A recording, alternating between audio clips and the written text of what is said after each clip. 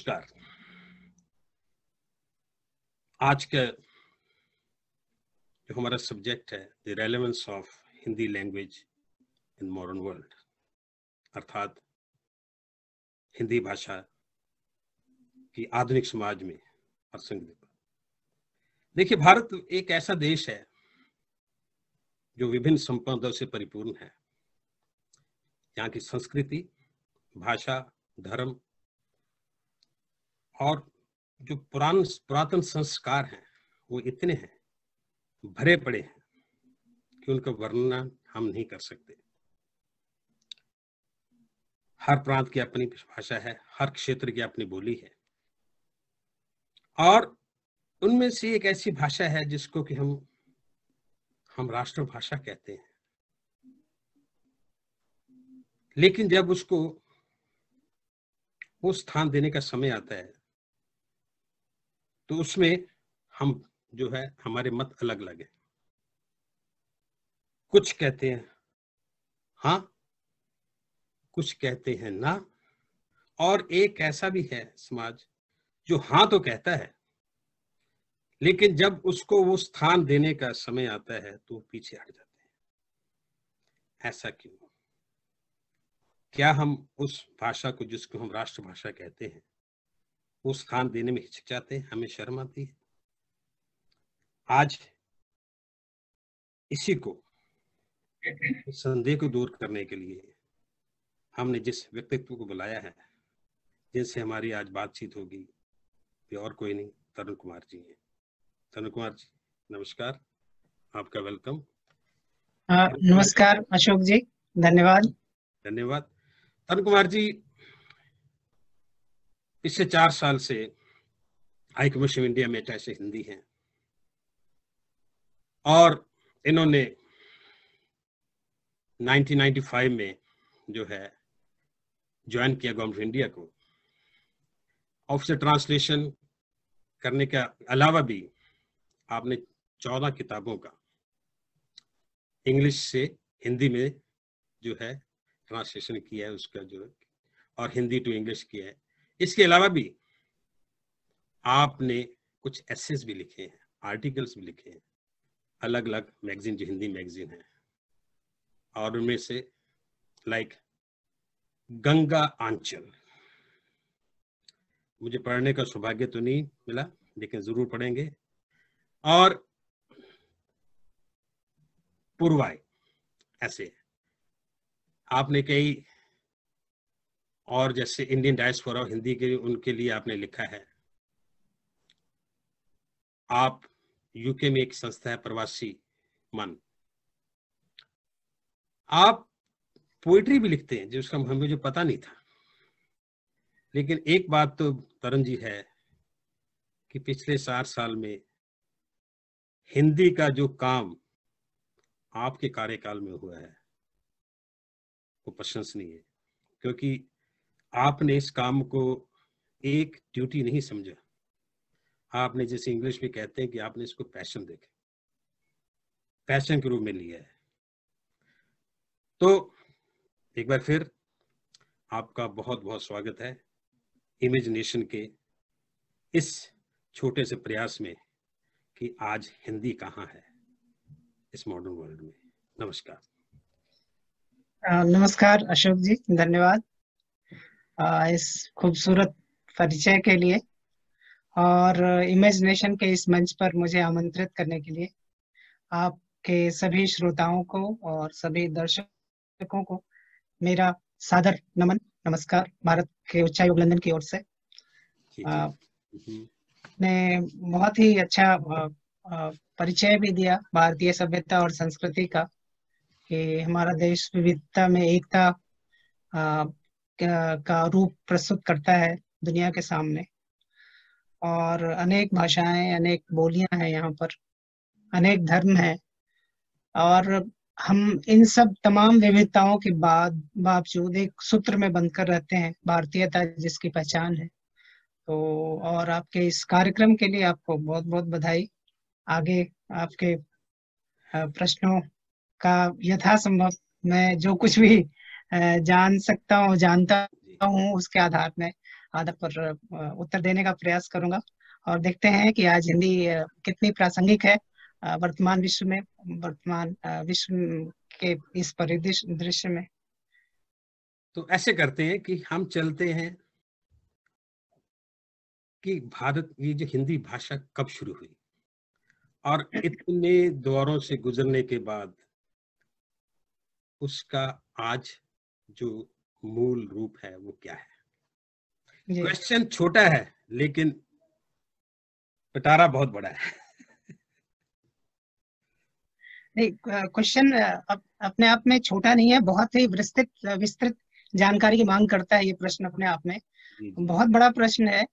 और आपने ये पूछा है कि इसकी शुरुआत कब हुई और इसका रूप, वर्तमान रूप कैसे आया। तो ये प्रश्न बहुत बड़ा है और काफी समय मांगने वाला है, लेकिन इसको मैं संक्षेप में बताना चाहूंगा जी कि हिंदी जो है एक भाषा नहीं, भाषा समष्टि है। इसको आप ऐसे कह सकते हैं कि कई भाषाओं का मिश्रित रूप है। ये कई भाषाओं से मिलकर के हिंदी बनती है।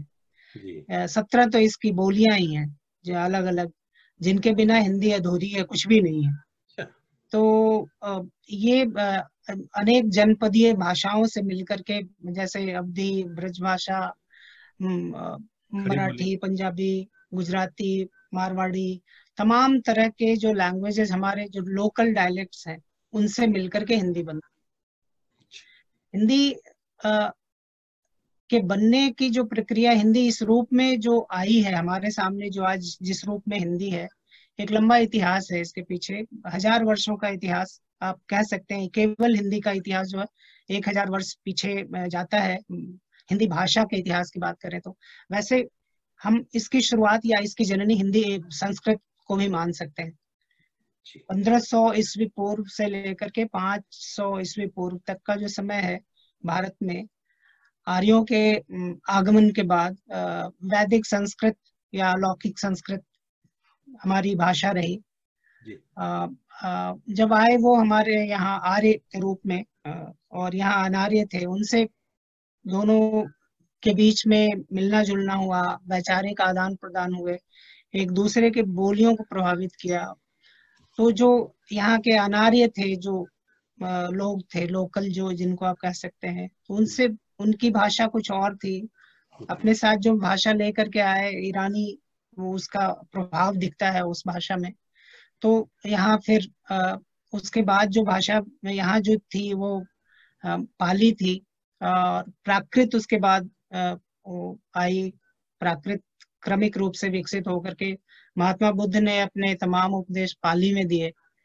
जो लोकल जो उस समय लैंग्वेज था, वो जी चाहते थे कि जन समुदाय तक पहुंचे, क्योंकि संस्कृत सभी लोग नहीं समझते थे, सभी लोग नहीं बोलते थे। तो उन्होंने पाली में इसका अपने उपदेशों का प्रचार प्रसार किया। उसके बाद फिर महावीर ने प्राकृत में अपने उपदेश दिए।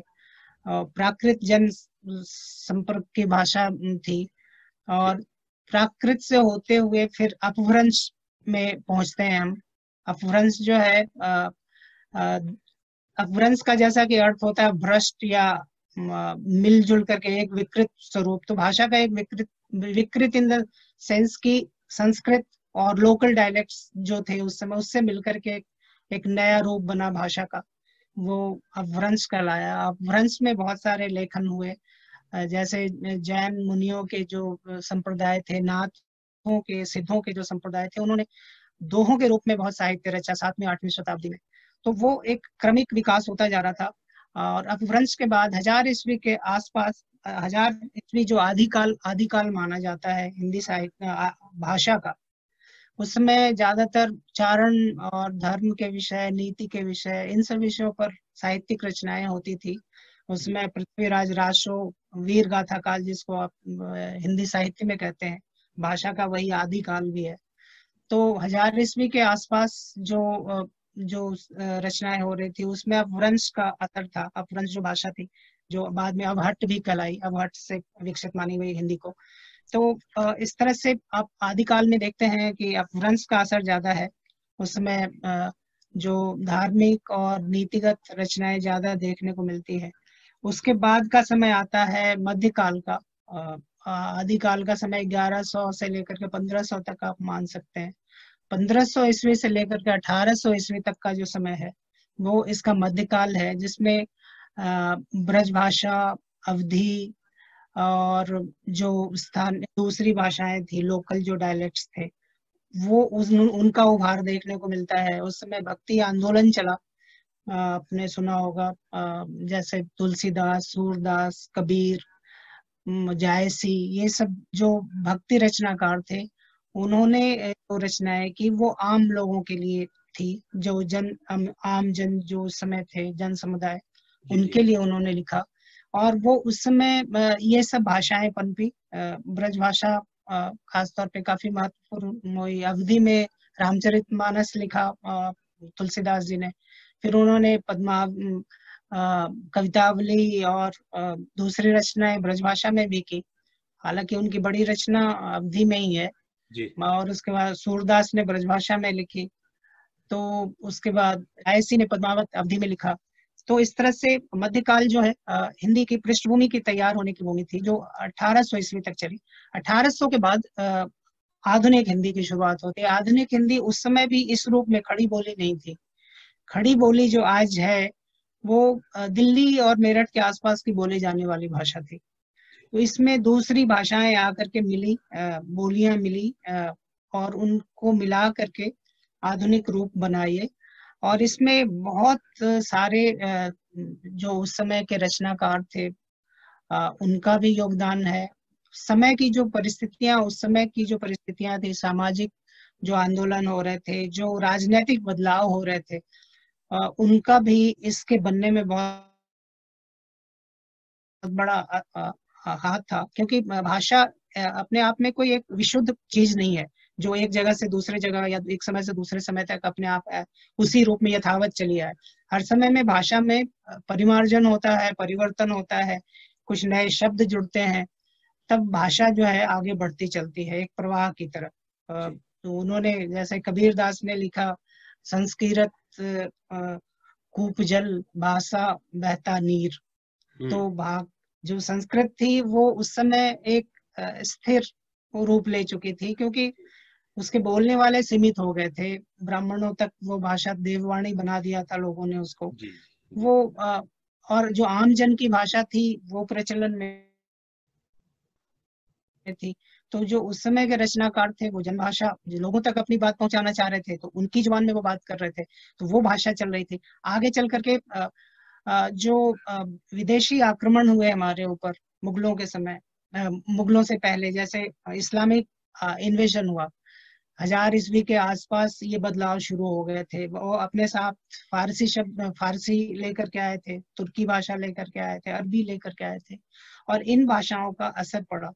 हिंदी शब्द जो है या हिंदू शब्द, आप किसी भी प्राचीन भारतीय ग्रंथ में आप इनका उल्लेख नहीं पाएंगे। संस्कृत में ये शब्द नहीं मिलते हैं।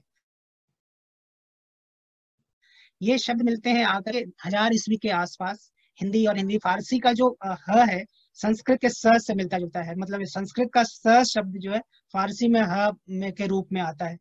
तो सिंधु को उन्होंने हिंदू किया और सिंधी को इन्होंने हिंदी किया। तो हिंदी से अभिप्राय उनका था, मतलब उस समय जो अभिप्राय था कि हिंदुस्तान में रहने वाले लोग, उनकी भाषा, और इसमें तमाम भाषाएं आती थी हिंदी। लेकिन बाद में जो इसका रूढ़ जो अर्थ बना, हिंदी से अभिप्राय हिंदुस्तान में बोली जाने वाली भाषा, विशेष तौर पर हिंदी। तो वो इसका जो है उस समय फिरदौस, अलबरूनी और अमीर खुसरो, ये सब आए, तो कुछ कुछ रचनाएं हिंदवी में उस समय शुरुआत हुई। और उसमें फारसी का भी असर था, तो उर्दू का भी विकास साथ साथ हुआ। हिंदी से पहले उर्दू का विकास हुआ, और उर्दू जो है वो साथ साथ दक्षिण में ज्यादा, मतलब वो वली नाम के पोएट हुए हिंदी के, वो उर्दू के, उन्होंने उसको प्रचलन में ज्यादा लाया। और इस तरह से हम देखते हैं, फिर अंग्रेजों के जो उस समय शासन में जो भाषा चल रही थी, वो उर्दू की प्रमुखता ज्यादा थी। क्योंकि हम इस्लामिक इस्लामिक शासन के बाद अंग्रेज आए थे यहाँ, उन्होंने कब्जा किया। तो एक ढंग से मतलब उस समय जो शासन में जो भाषा चल रही थी, अदालतों की जो भाषा थी, कोर्ट कचहरी की भाषा थी, उसमें उर्दू की प्रमुखता थी।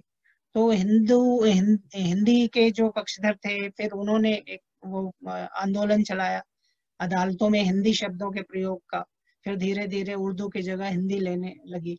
तो उसके बाद फिर फोर्ट विलियम कॉलेज की स्थापना हुई। गिलक्रिस्ट ने उसमें हिंदी विभाग खुलवाया, और उसमें लल्लू लाल जी मिश्र बंधु करके थे, उन्होंने काफी काम किया हिंदी के लिए, और हिंदी की रचनाएं हुई उस समय, शुरुआती वो दौर था। तो इस तरह से हिंदी जो है आज जिस रूप में है, उसमें एक लंबा समय लगा है वहां तक पहुंचने में, और काफी आंदोलन, काफी परिवर्तन हुए हैं। और इसमें आचार्य महावीर प्रसाद द्विवेदी जी का, जो सरस्वती पत्रिका का संपादन कर रहे थे, उन्होंने इसका वैयाकरणिक रूप सुनिश्चित किया, बहुत बड़ी भूमिका निभाई। उसमें और भी जो लोग थे, जो रचनाकार थे। हाँ, तो इस तरह से हिंदी जो है आज अपने स्वरूप में है, और आज भी ये अपनी बोलियों की बदौलत ही है। मतलब इनकी अगर हिंदी से इनकी बोलियां निकाल दी जाए, जो अवधी है, भोजपुरी है, मैथिली है, ब्रजभाषा है, राजस्थान की मारवाड़ी, मेवाती, तमाम जो भाषाएं हैं, बुंदेलखंडी, या फिर गुजरात की जो भाषा है, अगर इन सब को आप हटा दें तो हिंदी निष्प्राण हो जाती है। तो हिंदी एक भाषा समष्टि है, न कि केवल एक भाषा है, और ये पूरे देश का प्रतिनिधित्व करती है भाषा के रूप में, और राष्ट्रभाषा बनने की पूरी हकदार है ये जो जी जी। जैसे मैंने शुरू में कहा कि राष्ट्रभाषा तो हमने बना दिया, इसमें कोई अतिशयोक्ति नहीं है कि इसको शुरू से संघर्ष करना पड़ा अपना अस्तित्व खोजने के लिए और उसको बनाए रखने के लिए। अब इतनी भाषाओं का इसमें सम्मिश्रण है, नेगेटिव लोग कहेंगे कि ये बैसाखियों के सहारे खड़ी है, लेकिन जो विचार जिनका, जो हिंदी के प्राणधारा जो समझते हैं कि हिंदी के बिना भारत की पहचान नहीं है, जैसे आपने भी कहा कि इतनी भाषाओं का सम्मिश्रण है ये हिंदी, और हिंदी जो है राष्ट्रभाषा की पूरी तरह हकदार है। अच्छा, मेरा अगला क्वेश्चन जो है आपसे ही है कि आपने 4 साल में देखा कि हाई कमीशन ऑफ इंडिया ने कितना, यानी कि आपके थ्रू माध्यम से ही कितना काम किया। क्या आप समझते कि जो हमारा डायस्पोरा यहाँ पे है, भारतीय डायस्पोरा जो है, वो इसके प्रति इतना सचेत है, उनकी कमिटमेंट ऐसी है हिंदी के प्रति, कि या हम लोग सिर्फ कवि सम्मेलनों में सीमित होकर रह जाएंगे? अच्छा प्रश्न है आपका। दरअसल high commission of India London जो है, वो अपनी तरफ से प्रयास कर रहा है, और यहाँ 1984 में हिंदी अधिकारी का पद बना, उसका सृजन हुआ, और उसके बाद से लगातार हाई कमीशन ऑफ इंडिया जो है वो हिंदी की गतिविधियों को आगे बढ़ा रहा है। 1990 का दशक तो आप कह सकते हैं कि एक तरह से स्वर्णिम दशक था, जब यहाँ डॉक्टर लक्ष्मण सिंह भी हाई कमिश्नर थे। तो उन्होंने बहुत सारी हिंदी से जुड़ी हुई संस्थाएं बनवाई। यूके हिंदी समिति उसी समय अस्तित्व में आई, और कवि सम्मेलनों का दौर उन्हीं के टाइम में शुरू हुआ। दरअसल 1993 में जो सम्मेलन हुआ था मैनचेस्टर में, 2 दिवसीय सम्मेलन हुआ, और उसमें स्थानीय लोगों ने बढ़ चढ़ के हिस्सा लिया, भारत से कई कवि आए उसमें। और तो एक तरह से वो दौर था जब हिंदी के प्रति लोगों का रुझान बढ़ा। लेकिन ऐसा नहीं है कि डायस्पोरा में जो लोग हैं उनकी दिलचस्पी नहीं है। हिंदी की जो भी गतिविधियां आज हैं वो डायस्पोरा के लोगों की वजह से ही है। केवल भारत सरकार की कोई संस्था आकर के सब कुछ कर दे, ऐसा नहीं हो सकता है। जो भारतीय समुदाय यहाँ है, जो भारतवंशी हैं, उन्हीं के प्रयासों से जो कुछ भी आप देख पा रहे हैं आज हिंदी के नाम पर, हम अगर हिंदी में, और इसमें बहुत असंतुष्ट मैं नहीं होना चाहूंगा जो वर्तमान स्थिति है उसमें, क्योंकि अगर हम पीछे मुड़ के देखते हैं तो आप 50 के दशक में चले जाइए। 50 के दशक में हिंदी यहाँ बोलने वाले न के बराबर थे। मतलब 1951 ईस्वी में डॉक्टर हरिवंश राय बच्चन यहाँ आए अपनी पढ़ाई के सिलसिले में। उन्होंने हिंदी परिषद नाम की संस्था स्थापित की, छोटी मोटी गतिविधियां हुई, लेकिन वो गतिविधियां सीमित रह गई, 55-56 तक आकर के खत्म हो गई। उसके बाद 2 पत्रिकाएं चली, छिटपुट लेखन भी होता था, लेकिन कोई सुव्यवस्थित रूप नहीं था, न तो लेखन का, ना ही सांस्कृतिक और साहित्यिक कार्यक्रमों का। 1960 के 70 के दशक में बीबीसी ने प्रयास किया कि हिंदी की गतिविधियां थोड़ी तेज हो, हिंदी से जुड़े कार्यक्रम बीबीसी में बड़ी संख्या में आने लगे, और एक अच्छी भूमिका उसमें बीबीसी हिंदी की भी रही। हिंदी के प्रति लोगों के मन में एक मतलब जागृति लाने में। तो जो हिंदी से जुड़ा हुआ समुदाय था, या जो आप भारतीय, पूरा आप डायस्पोरा मान लें, क्योंकि मैं पूरे को इसलिए कह रहा हूँ क्योंकि जो पंजाबी हैं, गुजराती हैं, या दूसरे समुदाय या अलग अलग क्षेत्रों, भारत के अलग अलग क्षेत्रों के लोग हैं, वो यहाँ आकर के 2 ही भाषा में अपने जो साथी हैं, जो अन्य भारतीय हैं, उनसे वो जुड़ते हैं। उनकी पहली जो बातचीत शुरू होती है वो इंग्लिश में होती है, और दूसरी फिर हिंदी में हो जाती है। अगर एक बंगाली मिल रहा है और एक आप गुजराती है या मराठी है, इंग्लैंड में आकर के दोनों मिला है, तो उसकी पहली मुलाकात या पहली बार जब वो बात करेगा तो वो इंग्लिश में करेगा जी। लेकिन उसके बाद जो उसकी बातचीत होती है वो हिंदी में हो जाती है, क्योंकि एक बंगला नहीं जान रहा है, दूसरा गुजराती नहीं जान रहा है, तो दो जो कनेक्टिंग पॉइंट है, संपर्क की जो भाषा है, वो विदेशों में भी आकर के भारतीय समुदाय के लोगों के बीच की जो भाषा है वो हिंदी ही है।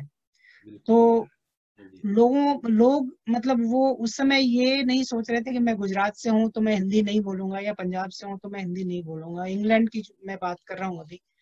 तो वो आपस में जुड़ते थे, तो कोशिश ये होती थी कि हिंदी में बातचीत हो और हिंदी से जुड़े कार्यक्रम हो। तो छोटे मोटे कार्यक्रम होते रहते थे, लेकिन इसका व्यवस्थित रूप हाई कमीशन ने दिया है, इसमें कोई संदेह नहीं है। 1990 का दशक जैसा कि मैंने बताया, एक मतलब एक तरह का आंदोलन जैसे शुरू हो गया, और बहुत सारी संस्थाएं उस दौर में बनी। करीब 20 संस्थाएं 2-4-5 साल के अंतराल में बन गई, और अलग अलग क्षेत्रों में, जैसे ब्रिटेन के वो मिडलैंड्स हो गया, लंदन हो गया। London centre of the activities था वो उस समय हिंदी के और कल्चरल इवेंट्स के लिए। फिर नेहरू सेंटर ने बड़ी भूमिका निभाई।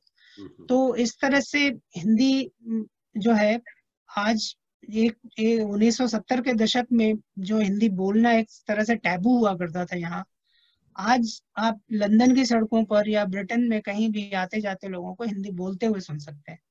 तो ये एक बहुत बड़ा परिवर्तन है। मैं मानता हूँ कि पिछले 4-5 दशकों में ये बहुत बड़ा बदलाव आया है। आज आप बिना अंग्रेजी बोले भी यूके में काम चला सकते हैं, गुजारा हो जाएगा आपका, इतने हिंदी भाषी लोग मिल जाएंगे यहाँ पर। तो ये इसका श्रेय जो जाता है वो यहाँ के जो भारतीय समुदाय के लोग हैं, जो अप्रवासी भारतीय हैं, भारतवंशी हैं, उनको जाता है। बेशक हमने इसके लिए प्रयास किया है और हम अपने तरफ से प्रोत्साहित कर रहे हैं हाई कमीशन की तरफ से बच्चों के लिए। अब उन 2000 के आसपास बच्चों के लिए अच्छे कार्यक्रम हुए, हिंदी ज्ञान प्रतियोगिताएं आयोजित की गई, जिसमें जो बच्चे अच्छा करते थे उनको हम भारत भेजते थे। और उसके बाद अभी लेखन में बहुत सारा मतलब काम हो रहा है। आप 70 के दशक से के बाद से ब्रिटेन में हिंदी में लेखन भी शुरू हो गया, और अच्छे लेखक भी आए, अंतरराष्ट्रीय स्तर पर उनकी ख्याति भी है। और 300 से ज्यादा तो मतलब पुस्तकें हैं जो प्रकाशित हो चुके हैं। अभी भी वर्तमान समय में 50 से ज्यादा कवि और लेखक यहाँ लिख रहे हैं। तो एक बड़ी संख्या है ये कि ब्रिटेन में बैठ करके आप हिंदी में वो लेखन कर रहे हैं और उनकी रचनाएं प्रकाशित हो रही हैं। भारत में उनकी रचनाएं विश्वविद्यालयों में पढ़ाई जा रही हैं, तो ये बड़ी उपलब्धि है। अब ब्रिटेन के 4 ऐसे अभी लेखक का नाम मैं बता सकता हूँ जिनकी कहानियां, कविताएं भारत में विश्वविद्यालयों में पढ़ाई जा रही हैं। उसमें तेजेंद्र शर्मा है, जय वर्मा है, उषा राजे सिन्हा है, दिव्या माथुर है। तो इन सब की कविताएं और कहानियां भारत में अनेक विश्वविद्यालयों में बतौर टेक्स्ट बुक वहाँ के सिलेबस में है। तो ये बड़ी उपलब्धि है और जो भारतीय समुदाय है अपनी तरफ से प्रयास कर रहा है। लेकिन ये भी मैं कहना चाहूंगा कि अभी भी बहुत कुछ करना बाकी है, क्योंकि जिस तरह से आज यहाँ के कॉलेजेस में चाइनीज और दूसरी भाषाएं पढ़ाई जा रही हैं, हिंदी उस स्तर पर नहीं पढ़ाई जा रही है। 2-4 विश्वविद्यालय ही हैं जहाँ पर हिंदी पढ़ाई जा रही है। जैसे कैम्ब्रिज में केवल पीएचडी लेवल पर कुछ छात्र हैं, ऑक्सफोर्ड में कुछ पीएचडी के छात्र हैं, स्वास्थ्य में कुछ हैं अंडर ग्रेजुएट्स। तो ये आज से 20 साल पहले हालांकि स्कूलों में पढ़ाई हो रही थी, कुछ जगहों पर हिंदी की पढ़ाई हो रही थी। तो वो सब अभी नहीं हो पा रहा है, जो कि मतलब होना चाहिए। और इसमें समुदाय की भागीदारी ज्यादा जरूरी है, क्योंकि समुदाय को ही आगे आना, भारतीय समुदाय आगे आकर के अगर काउंसिल में कहेगा कि मुझे अपने बच्चों के लिए हिंदी का पाठ्यक्रम चाहिए, यहाँ आप केवल व्यवस्था कर दो कि वो परीक्षा दे सके, एग्जाम दे सके, तो ही सरकार सुनेगी। क्योंकि सरकार के पास आप जाएंगे तो कहेंगे मेरे पास स्टूडेंट नहीं है। तो स्टूडेंट्स तो भाई भारतवंशी जो यहाँ रह रहे हैं, जो भारतीय समुदाय है, वही दे सकता है। तो उनकी तरफ से ये होना चाहिए। और अभी मैं कहूंगा कि एक सराहनीय प्रयास चल रहा है भारतीयों की तरफ से, भारतीय समुदाय, और एक नई जागृति भी आई है पिछले एक दशक में आप कहें तो, इंटरनेट के माध्यम से या जिस तरह से एक सूचना क्रांति आई है। तो हिंदी की जो सामग्री पहले जिसके लिए आप तरसते थे, आज इंटरनेट पर आप एक से एक ब्लॉग्स, एक से एक वेब लिंक्स हैं, एक से एक वेबसाइट्स हैं जिन पे आप कोई भी सामग्री ढूंढ सकते हैं, पढ़ सकते हैं। तो मेरा ख्याल है कि भारतीय समुदाय सराहनीय कार्य कर रहा है, लेकिन अभी और भी करने की आवश्यकता है। इसी से जुड़ा हुआ एक क्वेश्चन जो है, हमारे रमाकांत जी हैं बेलफास्ट से, उन्होंने पूछा है, और उसमें एक मुझे नजर आया कि उन्होंने एक दुखती रग पे हाथ रख दिया है। उन्होंने लिखा है कि जो सर्विसेज इंडस्ट्री है इंडिया में, भारत में, उसने तो चीन और जापान को पीछे छोड़ दी है, लेकिन उसका जो असली कारण है वो है हमारी अंग्रेजी में, सब कुछ अंग्रेजी में है। क्या बात है कि इन लोगों ने, बाकी ये जो देश हैं, चाइना है, जापान है या इजराइल है, इन लोगों ने अपनी भाषा के बलबूते पर जो भी इन्होंने आगे बढ़े हैं, वो अपनी भाषा के बलबूते पढ़े हैं। चाइनीज को उनको इंग्लिश नहीं चाहिए, जापानीज का अपना लिटरेचर, सब कुछ जो भी है वो उनकी अपनी भाषा में, उसी में चलते हैं।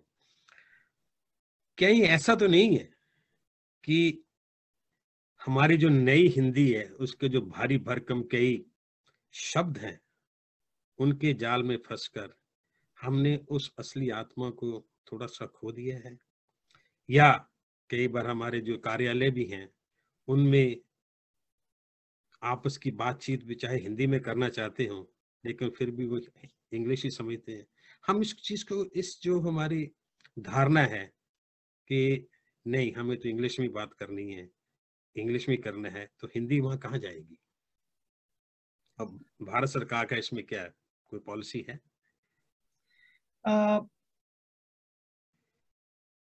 दो पार्ट्स हैं इस क्वेश्चन में। एक तो है कि क्या चीन और जापान और दूसरे देश जो हैं उन्होंने अपनी भाषा में अपने यहाँ तो प्रगति कर ली है, लेकिन सर्विस सेक्टर में जो है हमने उसको पीछे छोड़ दिया है जी, है ना।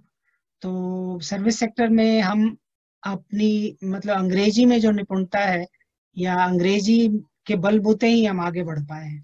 पहला हिस्सा तो ये है क्वेश्चन का। और दूसरा हिस्सा ये है कि मतलब हम अंग्रेजी ही क्यों चाहते हैं, हमारी सोच ऐसी क्यों हो गई है कि सब कुछ होते हुए हम चाहते हैं कि अंग्रेजी में ही बात करें, या अंग्रेजी में ही मतलब सरकार की कोशिशों के बावजूद हम आगे नहीं बढ़ पा रहे हैं, या सरकार इस बारे में क्या कर रही है। और हम एकेडमिक्स में या जो सरकारी कामकाज है उसमें अंग्रेजी को अभी भी हम क्यों प्रश्रय दे रहे हैं। मेरा ख्याल है ये सवाल है आपका। तो पहली बात तो ये कि सच है कि चीन, जापान या दुनिया के तमाम देश जिन्होंने अपनी भाषाओं में काम किया है, और वो आज उन्होंने विकास किया है, प्रगति की है, इसमें कोई दो राय नहीं है। और सर्विस सेक्टर में हमने उनको पीछे छोड़ा है, ये भी सच है कि सर्विस सेक्टर में भारत आज भारतीय दुनिया का कोई भी देश आप नाम लीजिए, वहाँ भारतीय हैं, वो अपनी सेवाएं दे रहे हैं किसी भी रूप में, वो टेक्निकल एक्सपर्ट के रूप में या मेडिकल एक्सपर्ट के रूप में या इंजीनियरिंग के फील्ड में, किसी भी फील्ड में उनकी सेवाएं वहाँ उपलब्ध हैं दुनिया के तमाम देशों में। तो ये हम कर पाए हैं अंग्रेजी जानने की वजह से, उनका कहना शायद ये है जी। तो बात बिल्कुल सही है उनकी कि हमने विदेशों में आकर के जो अपनी सेवाएं दी है, चूंकि हम अंग्रेजी जानते थे तो हम ऐसा कर पाए। अभी इस पर इसका बहुत ज्यादा हम काट भी नहीं कर सकते, क्योंकि अंग्रेजी अभी भी हमारे लिए एक अनिवार्यता है भारत में, हम इस बात से इनकार नहीं कर सकते। बिल्कुल नहीं कर सकते। केवल हिंदी सीख करके हम सभी क्षेत्रों में आगे बढ़ जाएं, ऐसा नहीं है। जी। एक अंग्रेजी का अभी भी हमारे लिए जानना समान रूप से आवश्यक है, तभी हम आगे बढ़ पाएंगे। ये भूमंडलीकरण का दौर है, जी। और भूमंडलीकरण में आप जब एक देश से दूसरे देश में जाते हैं तो एक अंतर्राष्ट्रीय भाषा के रूप में किसी न किसी भाषा को आपको अपनाना पड़ता है, और पूरी दुनिया आज ये स्वीकार करती है अंतर्राष्ट्रीय भाषा के रूप में अंग्रेजी ही मान्य है, वो चाहे चीन हो या जापान हो या और भी कोई देश हो।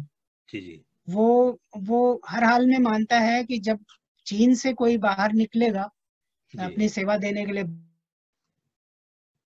ब्रिटेन आएगा या अमेरिका जाएगा, तो उसको अंग्रेजी आनी चाहिए। अंग्रेजी के बिना उसका गुजारा नहीं है। वो आप कोई भी चाइनीज आकर के यहाँ ब्रिटेन में कोई अपनी सर्विस देना चाह रहा है तो पूरा जो उसके ऑफिस का एटमॉस्फेयर होगा वो चाइनीज नहीं होगा। यहाँ का जो एटमॉस्फेयर होगा वो अंग्रेजी का एटमॉस्फेयर होगा। तो इंटरनेशनल मार्केट में आप जब भी जाते हैं तो वैश्विक जो भाषा के रूप में अभी उपलब्ध है आपके पास, वो आपके लिए जानना बहुत जरूरी है। इस बात से कहीं कोई इनकार नहीं है, लेकिन उन देशों ने अपने देश में तरक्की की है अपनी भाषा के बदौलत, हमें ये भी याद रखना चाहिए। बिल्कुल। वो भी हम जैसे हम जान रहे हैं कि हम जाएंगे अमेरिका तो मुझे अंग्रेजी आनी चाहिए, एक चाइनीज भी जानता है कि वो अगर उसको अमेरिका जाना है अपनी सर्विस देने के लिए तो उसको अंग्रेजी जानना पड़ेगा। वो चाइनीज में जाकर के अपनी सर्विस नहीं दे सकता अमेरिका में। वही चीज भारतीयों के साथ भी है। रमाकांत जी की बात सही है कि अंग्रेजी जानना उस लिहाज से बहुत जरूरी है जी। लेकिन अगर हम अपने देश की बात करें, देश की सेवाओं की बात करें, देश में रह करके सेवा करने की बात करें, तो वहाँ अंग्रेजी की बाध्यता नहीं है। कोई जरूरी नहीं कि आप अंग्रेजी जाने तभी आप सफल हो पाएंगे। हिंदी में आप तमाम काम कर सकते हैं, तमाम जानकारी आपको हिंदी में उपलब्ध है। पहले वाली बात नहीं है कि हिंदी में तो किताबें उपलब्ध नहीं है जी तो हम पढ़ नहीं सकते। आज कोई भी इवन आप मिले होंगे उनसे, पवन जैन से, जी हाँ, जो एक कवि के रूप में यहाँ आए थे। हाँ जी, गाजियाबाद आपको से। आश्चर्य होगा कि उन्होंने फिजिक्स हिंदी में लिखा था अपने यूपीएससी के पेपर्स में। क्या बात। तो और सब कुछ अनुवाद करके लिखा उन्होंने। तो ऐसा नहीं है कि हिंदी में सामग्री उपलब्ध नहीं है और हिंदी में पढ़ नहीं सकते, हम पढ़ सकते हैं और हिंदी में किया जा सकता है। हाँ, ये है कि हमारे लिए अभी प्रोत्साहन नहीं है उस तरह का, भारत में इस तरह का प्रोत्साहन नहीं है कि आप हिंदी में आगे काम करें। जो माहौल है, मैं किसी को इसके लिए मैं दोषी नहीं ठहरा रहा हूँ, दरअसल एक तरह का माहौल बनता जा रहा है कि बिना अंग्रेजी के कुछ हो नहीं सकता हमारा। भारत में इस तरह का माहौल बन रहा है। जी। जी। बाहरी दुनिया में हिंदी के प्रति आकर्षण बढ़ रहा है भारतीयों में, लेकिन भारत में हिंदी के प्रति एक तरह का जो है, एक तरह की उदासीनता दिखती है। आज आप किसी गांव में चले जाएं, किसी किसान से मिले और किसान का बेटा अंग्रेजी बोल रहा है, वो अच्छे उसमें फराटेदार इंग्लिश बोल रहा है, तो उसका सीना जो है गर्व से फूल जाता है। जी। मैं एक किसान की बात कर रहा हूँ जो उसको कुछ नहीं जानता है। वहाँ पावर की भाषा है अंग्रेजी। हमारे यहाँ एक इलीट क्लास की भाषा है अंग्रेजी। और हाँ। इस तो वो जो है, वो जो मतलब आकर्षण है हिंदी को लेकर के, वो सबको अपनी तरफ खींचता है। तो वो सभी लोग चाहते हैं कि अंग्रेजी से जुड़ जाएं हम। अब गांव कस्बों में अंग्रेजी की दुकानें खुली हुई हैं, अंग्रेजी के माध्यम के स्कूल हैं। आज से बहुत। 50 मतलब 20 साल पहले इंग्लिश मीडियम स्कूल्स नहीं दिखाई पड़ते थे गाँव में। जी जी प्राइमरी स्कूल जो होता था, सरकारी स्कूल होता था, या जो भी स्कूल होते थे, वो हिंदी माध्यम के स्कूल होते थे। जी जी। आज हर गली मोहल्ले में आपको अंग्रेजी माध्यम स्कूल मिल जाएगा। इसकी वजह क्या है? हमारी इसी तरह की सोच है कि हम बिना अंग्रेजी के कुछ कर नहीं सकते, और ये सोच अपने आप में गलत है। जी जी। हिंदी में सारी चीजें की जा सकती हैं। हाँ, थोड़ा प्रोत्साहन मैं ये कहूंगा कि सरकार की तरफ से भी कम है।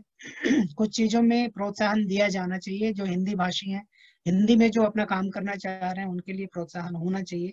वो चाहे सर्विस में हो, चाहे लेखन में हो, चाहे और भी किसी भी शिक्षण के क्षेत्र में हो। जी अगर जी। आपको तरजीह दी जाए कि आप हिंदी माध्यम में करके आ रहे हैं, तो बेशक हिंदी आगे बढ़ेगी, भारत में भी लोग पसंद करेंगे। हमारे एक संजय जी हैं, संजय घोष। जी जी।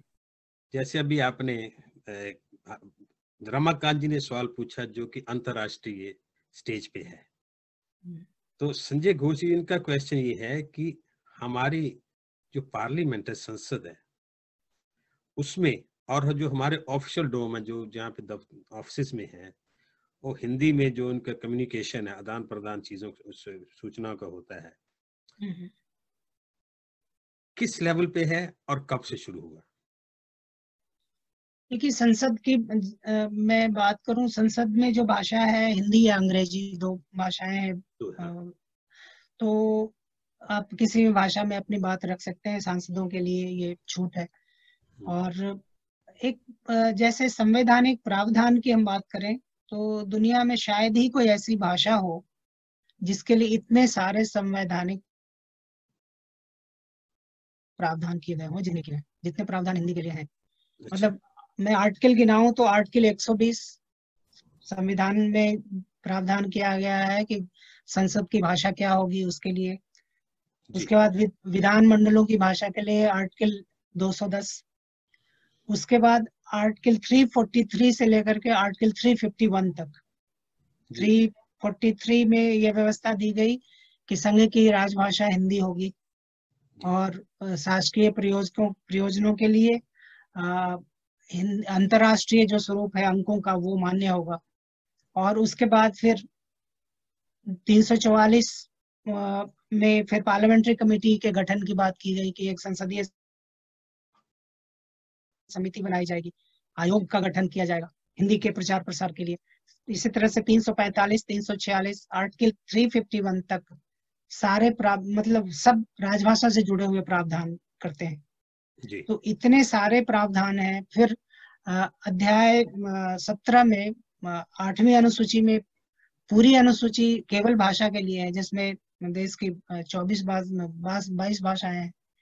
तो भाषा को लेकर के किसी भी संविधान में इतना प्रावधान नहीं है जितना हमारे यहाँ है। इतने सारे प्रावधान किए गए हैं, लेकिन इन्हीं प्रावधानों में कहीं ना कहीं व्यवस्था ये कर दी गई है कि अंग्रेजी हम तब तक बनाए रखेंगे जब तक हिंदी हमें आ नहीं जाती। तो वहां जो छोड़ दिया गया है, एक जगह छोड़ दी गई है, बड़ी तो खतरनाक, उसका फायदा सभी लोग उठा लेते हैं। बड़ी खतरनाक जगह छोड़ी इन्होंने। हाँ, तो वो जो है, वो एक रास्ता मिला हुआ है कि जी अभी तो हिंदी आई नहीं है पूरे देश में, तो हम अगले 15 साल के लिए फिर से एक व्यवस्था कर देते हैं कि 15 साल तक अंग्रेजी बनी रहेगी। और यही क्रम चलता आ रहा है।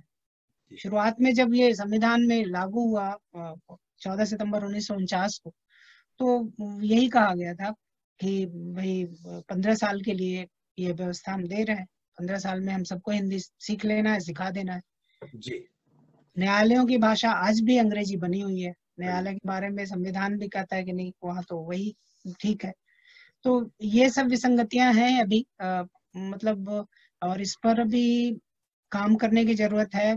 सरकार में भी दरअसल क्या है कि एक तरह की मानसिकता है कि मतलब नीचे लेवल पर कोई हिंदी में काम करना भी चाहे तो ऊपर उसको फिर लोग इनकरेज नहीं करते कि आप हिंदी में करो।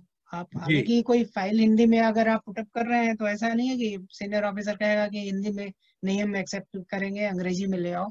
लेकिन नॉर्मली देखा यही जाता है कि लोग इनकरेज नहीं करते हैं। लेकिन राज्यों में हिंदी में काम, सरकारी दफ्तरों में भी हिंदी में हो रहा है। जैसे उत्तर प्रदेश ले लें, मध्य प्रदेश ले लें, बिहार, बिहार ले। झारखंड, इन सब जगहों पे सभी सरकारी कामकाज में हिंदी का प्रयोग हो रहा है। जो 12 हमारे कर क्षेत्र के राज्य हैं, जो जी हिंदी जी। भाषी राज्य आप जिनको कहते हैं, जिसमें उत्तराखंड, उत्तर प्रदेश, बिहार, झारखंड, फिर छत्तीसगढ़, हिमाचल, दिल्ली, अंडमान निकोबार, तो कुल 12 राज्य हैं जहाँ मतलब हिंदी में काम होता है। जो अच्छा, हाँ, अंडमान निकोबार में भी? अंडमान निकोबार में, अंडमान निकोबार का क्षेत्र में आता है, जो शासकीय प्रयोजन के लिए बांटा गया का खगा क्षेत्रों में। तो हम्म। ग क्षेत्र में दक्षिण भारत के राज्य और पूर्वोत्तर क्षेत्र के जो राज्य हैं, जैसे असम हो गया, और नागालैंड, त्रिपुरा, सिक्किम, ये सब। और दक्षिण भारत के जो राज्य हैं वो ग क्षेत्र में आते हैं। और जी। ख क्षेत्र में गुजरात और पंजाब है, महाराष्ट्र और गुजरात है। तो ये 4 स्टेट जो है ख क्षेत्र में आते हैं। बाकी जो स्टेट्स हैं वो सब क क्षेत्र में आते हैं। ये शासकीय प्रयोजन के लिए कि ये हिंदी भाषी और हिंदी और इंग्लिश बीच वाले, और फिर जो पूरी तरह इंग्लिश वाले हैं, वो ऐसे एबीसी में बांट दिया गया है। अच्छा अच्छा। आपके आपके ख्याल में कितने देशों में हिंदी बोली जाती है? ये भी संजय जी का क्वेश्चन। ऐसे बोलने को तो जहां जहां भारतीय है सब जगह हिंदी बोली जाती है, हाँ। ये इसमें कोई दो राय नहीं है। लेकिन 165 देश हैं जहां पर कुछ कुछ विश्वविद्यालयों में, एक दो विश्वविद्यालय में हर जगह पढ़ाई हो रही है हिंदी की।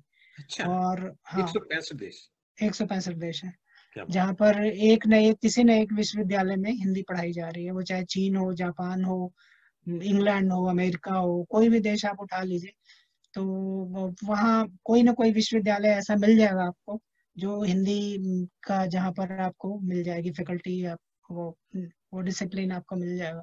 अच्छा। तो हाँ, और उसके अलावा जैसे कई जगहों पर जो है हिंदी और अंग्रेजी मिला करके, जैसे पोर्ट्समथ कॉलेज ने एक नया एक्सपेरिमेंट किया है कि उन्होंने इंग्लिश एक नई फैकल्टी शुरू की।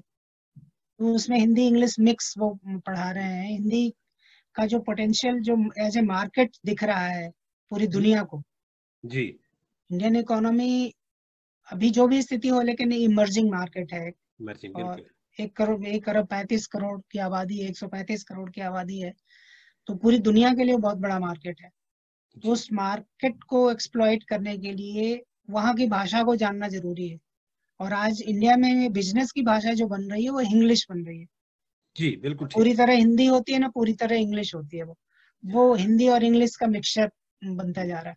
तो उसको उसको उस पोटेंशियल को वो देख रहे हैं, और उसको एक्सप्लॉइट करने के लिए वो इस तरह की भी चीजें ला रहे हैं। इस तरह एक नया विषय ही दे दिया है इंग्लिश का, और यहाँ इंग्लिश। पोर्ट्समथ कॉलेज में पढ़ाई हो रही है उसकी। अच्छा, तो ये जो हम हिंदी दिवस मनाते हैं, हाँ हाँ, इसका जो मेन उद्देश्य तो ये है कि हिंदी भाषा का जो है हम उसका ज्यादा से ज्यादा प्रचार हो।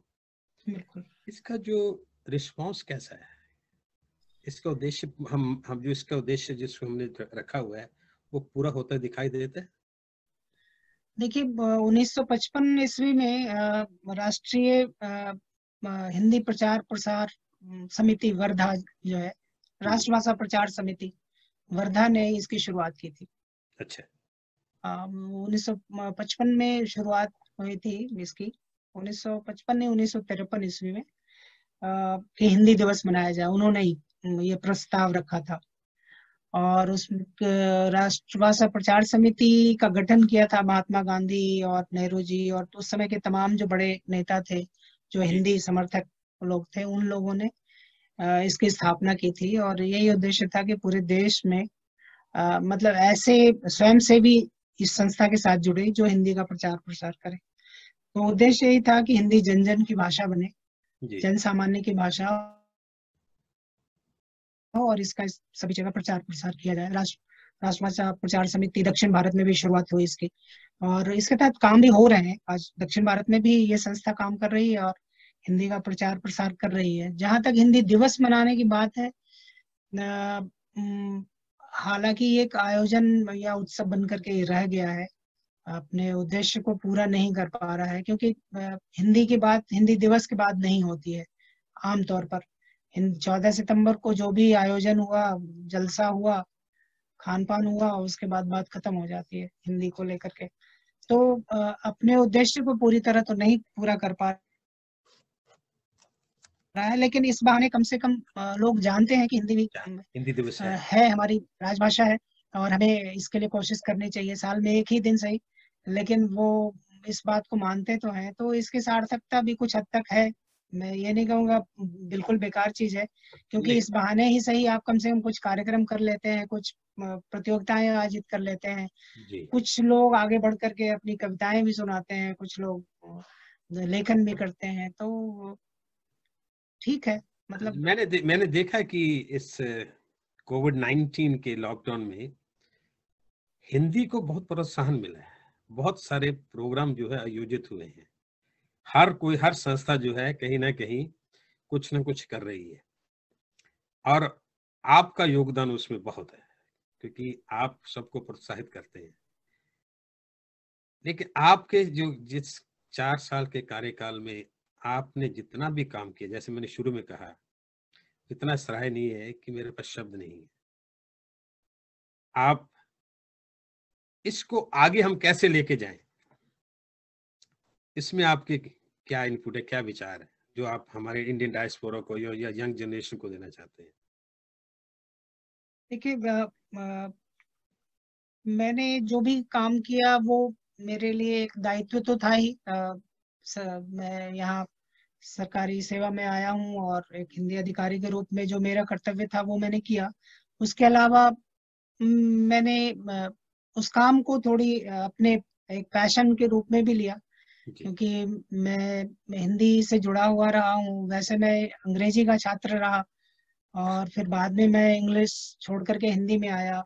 हिंदी में बहुत सारी पुस्तकों का अनुवाद किया। उद्देश्य यही था कि जो लोग अंग्रेजी की वजह से नहीं जान पा रहे हैं कुछ चीजों को, हम उन तक हिंदी में वो सामग्री पहुंचाएं। तो और इस कार्य की सराहना भी हुई। मेरी एक पुस्तक जो है बहुत सारे विश्वविद्यालयों में अनुवाद की हुई पुस्तक वो चल रही है, तो बच्चों को उससे फायदा भी हो रहा है, जो अंडर ग्रेजुएट स्टूडेंट्स हैं उनको। तो इसके अलावा जो है यहाँ मैंने काम करते हुए काफी कुछ सीखा भी, देखा मैंने कि लोग कैसे काम करते हैं। विदेश में आकर के काम करने का मेरा ये पहला अनुभव था। तो संस्थाएं बहुत सारी हैं जो काम कर रही हैं, अच्छा कर रही हैं वो। हिंदी बच्चों के लिए खासतौर पे मैं कहना चाहूँगा कि अभी और भी काम करने की जरूरत है। जो भी काम हो रहा है वो उसकी दिशा अभी पूरी तरह ठीक नहीं हो पाई है। दिशा पूरी तरह ठीक नहीं होने का मेरा मतलब ये है कि बच्चे जैसे हिंदी में पढ़ाई शुरू की उन्होंने, कुछ साल हिंदी सीखा, उसके बाद फिर हिंदी छोड़ दिया। तो उससे क्या होता है कि आपने 2 साल के लिए तो हिंदी सीख ली, उसके बाद फिर भूल गया, आपका संपर्क खत्म हो गया। तो वो होता है इस वजह से है कि जो शिक्षण संस्थाएं हैं पास कोई ऐसी डिग्री नहीं होती है, या वो ऐसा कोई सर्टिफिकेट उसको नहीं दे पाते हैं, तो जिसको बच्चा जो है अपने करियर के साथ जोड़ सके या आइडेंटिफाई कर सके।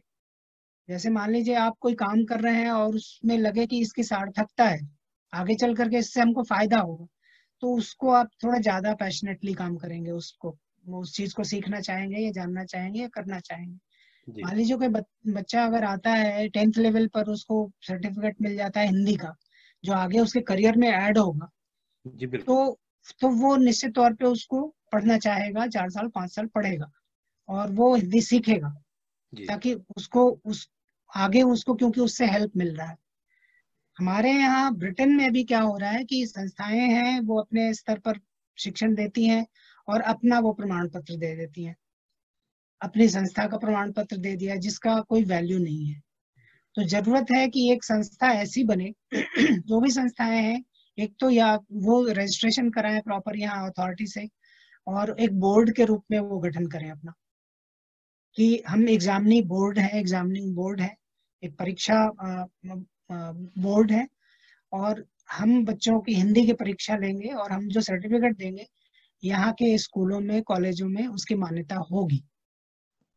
एक तो मेरे ये ख्याल करने में, के जहाँ तक मेरी सूचना अगर ठीक है तो कुछ यहाँ पे बड़े शहरों में, जैसे ग्लासगो है, बर्मिंघम है, जो वहाँ की लोकल संस्थाएं, यूनिवर्सिटीज हैं, वहाँ पे ओ लेवल और ए लेवल हिंदी के हो रहे हैं।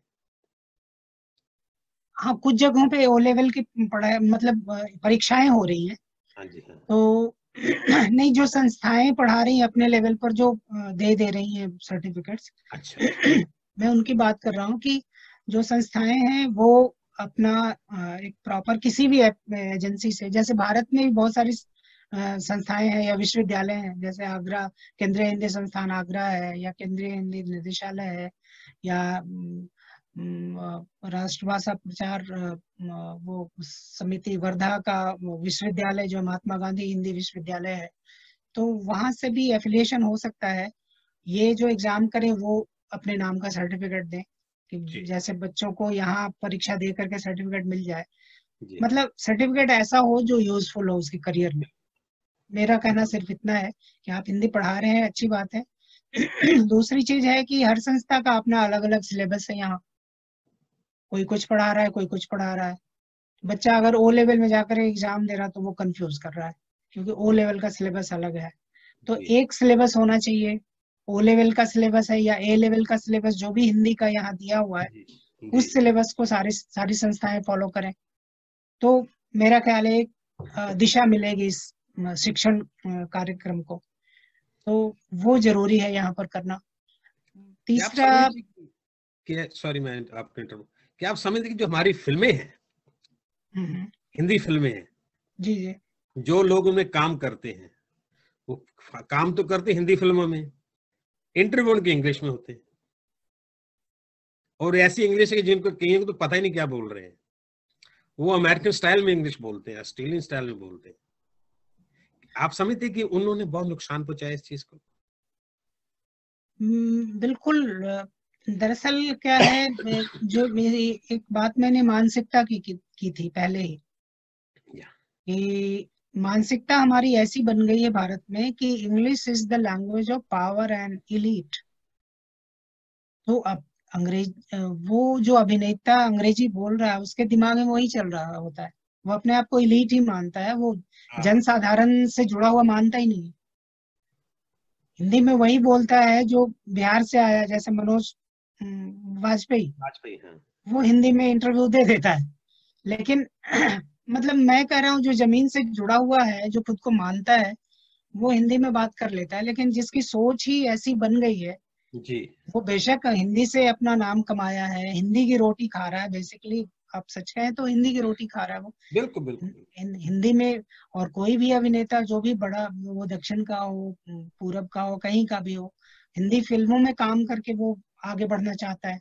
या, दक्षिण का नेता दक्षिण तक सीमित नहीं रहना चाहता। कमल हासन बेशक दक्षिण के बड़े अभिनेता हों, लेकिन वो हिंदी में हिंदी फिल्में करना चाहते हैं। वो चाहते हैं कि उनकी फिल्में हिंदी में डब हो, सिर्फ इसलिए कि हिंदी का एक बड़ा मार्केट है, और हिंदी का बाजार बड़ा है, हिंदी का श्रोता बड़ा है, हिंदी का दर्शक बड़ा है, तो उससे जुड़ना वो चाहते हैं। लेकिन बदले में लौटाना नहीं चाहते, कि जी, हम बदले में हिंदी को भी कुछ दें। उनको बोलते समय ये ध्यान नहीं रहता है कि हम जो दे रहे हैं वापस, वो हिंदी को हम नहीं दे पा रहे हैं कुछ। हिंदी से ले तो हम सारा कुछ रहे हैं, लेकिन जो लौटाने की बात है वो अंग्रेजी में सिर्फ इसलिए दिखाना चाहते हैं कि हम फिल्मों में अंग्रेजी बोलने का मौका मिलता नहीं है उनको, तो वो अंग्रेजी अपनी यहाँ दिखाते हैं इंटरव्यूज के दौरान। तो ये सोच का मुद्दा है मूलतः, और कुछ भी नहीं है। अब उनकी ऐसी सोच बनी, वो हिंदी में बोलेंगे तो भी उतने ही सर्वग्राही होंगे, उससे ज्यादा होंगे। ज्यादा प्रभावशाली होंगे। हाँ, और एक अस्मिता की भी बात होगी, भाई हम भारतीयता, अपनी जो पहचान है उसको हम बनाए हुए हैं। हम, मुझे तो ये लगता है कि जैसे हम जो लोग जिन्होंने भारत आज से 40-45 साल पहले छोड़ा, हमारे में कोई बदलाव नहीं है, जैसे कि आपने 4 साल में देखा होगा। लेकिन भारत के लोग बदल गए। वो, हम भारतीयता को पकड़ कर रखना चाहते हैं, क्योंकि हमें अपने देश से प्यार है, मिट्टी से प्यार है। वो इसको, वो कहते हैं नहीं छोड़ो, ये तो हमारा है, हम आगे और लपक के कुछ ले लें। जिसमें इंग्लिश है, दूसरे हैं। जब हम भारत जाते हैं तो हमें लगता है कि हम गलत देश में आ गए। मैं अपना आपको मैं बताता हूँ कि मेरा जो वहाँ पे कई बार होता है ऐसा, एयरपोर्ट में मैं हिंदी बोलने की कोशिश करता हूँ तो सामने वाला इंग्लिश बोलता है, तो मैं उसको समझाता हूँ, भाई वहाँ तो हम इंग्लिश बोलते हैं, लेकिन अपने देश में तो आप हिंदी बोलिए। तो आप वो आपको ऐसे देखेंगे कि जैसे पता नहीं ये लोग, ये आदमी कहाँ से उठ के आ गया। चलो ये तो बात हुई। तरुण जी, आपसे बात करके बहुत अच्छा लगा। आपने ऐसी चीजें बताई, रोशनी डाली कि जो मुझे खुद भी पता नहीं था। और देखिए कि जैसे मैंने वो पहले आपको 3 डिफरेंट सिचुएशन बताई, हाँ, ना और हाँ पर लेकिन ना, तो हमारे ये लगता है कि हमारे में हाँ तो है लेकिन ना वाले बहुत लोग हैं, हाँ कुछ करते भी ना वाले बहुत लोग हैं, जो अपने आप को हीन समझते हैं कि मुझे, हाँ हिंदी मेरी लैंग्वेज है, मेरी मातृभाषा है, लेकिन मैं बोलूंगा नहीं क्योंकि लोग मुझे समझेंगे कि मैं तो अनपढ़ हूँ। चलिए, ये तो बात रही उनके सोचने की। हमारी सोच तो यही है कि हमारी भाषा ये और आगे बढ़े, हमारा देश आगे और बढ़े। आपसे बात करके बहुत अच्छा लगा। आप ने जो काम जैसे मैंने किया कि मेरा पर्सन यही है कि आपके 4 साल में हिंदी यहाँ पे बहुत ऊंची गई है। ये आपका अंत जो है, आपका प्रयास है, इसके लिए इंडियन डायस्पोरा आपका आभारी रहेगा, हमेशा आभारी रहेगा। और धन्यवाद। ठीक, तो जब भी आप जाएं, हम आपको मिस तो जरूर करेंगे, लेकिन यही होगी प्रार्थना कि आप हमारे दिल में ही रहेंगे और आप हमें ना भूलें। बिल्कुल बिल्कुल। ठीक है जी। बहुत बहुत धन्यवाद आपका, बहुत अच्छा लगा बातचीत करके। ऐसे और ऐसे ये कि तरुण जी के, चलो मैं